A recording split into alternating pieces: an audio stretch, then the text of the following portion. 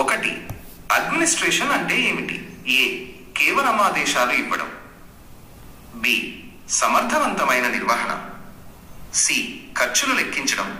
D, క్రీడాకారులను ఎంపిక చేయడం. ఆన్సర్ బి, సమర్థవంతమైన నిర్వహణ. 2, మంచి అడ్మినిస్ట్రేషన్ను ప్రభావితం చేసే కారకాలు ఏవి? ఏ, ఆర్థిక వనరులు మాత్రమే. బి, మానవ వనరులు మాత్రమే. నాయకత్వం, నిర్వహణ, ఆర్థిక వనరులు, సామాజిక అంశాలు. డి, క్రీడాకారుల పనితీరు మాత్రమే. ఆన్సర్ సి, నాయకత్వం, నిర్వహణ, ఆర్థిక వనరులు, సామాజిక అంశాలు. 3, మంచి అడ్మినిస్ట్రేషన్ కు ఉండవలసిన అర్హతలు ఏవి? ఏ, విషయ పరిజ్ఞానం, నాయకత్వ లక్షణాలు, సమస్య పరిష్కార సామర్థ్యం. సంతిఫ్ బి, కేవలం క్రీడా అనుభవం. సంతిఫ్ సి, ఆర్థిక నిర్వహణలో ప్రావీణ్యత మాత్రమే. ఆఫ్ డి, క్రీడాకారులతో మంచి సంబంధాలు మాత్రమే. ఆన్సర్ ఏ, విషయ పరిజ్ఞానం, నాయకత్వ లక్షణాలు, సమస్య పరిష్కార సామర్థ్యం. 4, పాఠశాల స్థాయిలో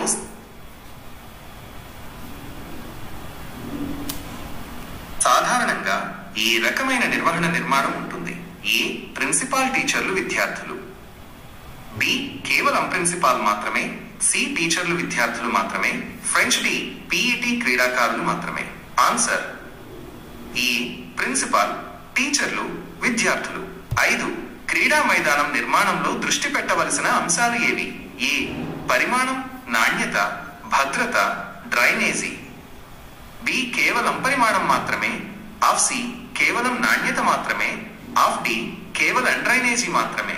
ఆన్సర్ ఏ, పరిమాణం, నాణ్యత, భద్రత, డ్రైనేజీ. 6, క్రీడా సామాగ్రి నిర్వహణలో ఏ రికార్డులు ఉంచాలి? ఏ, స్టాక్ ఇష్యూ రిజిస్టర్, ఖర్చు రిజిస్టర్, ఆస్తుల రిజిస్టర్. బి, కేవలం స్టాక్ ఇష్యూ రిజిస్టర్ మాత్రమే. సి, కేవలం ఖర్చు రిజిస్టర్ మాత్రమే. ఆఫ్ డి, కేవలం ఆస్తుల రిజిస్టర్ మాత్రమే. ఆన్సర్ ఏ, స్టాక్ ఇష్యూ రిజిస్టర్, ఖర్చు రిజిస్టర్, ఆస్తుల రిజిస్టర్. 7, నేబు అవుట్ టోర్నమెంట్ అంటే ఏమిటి? ఏ, అన్ని జట్లు ఆడే టోర్నమెంట్.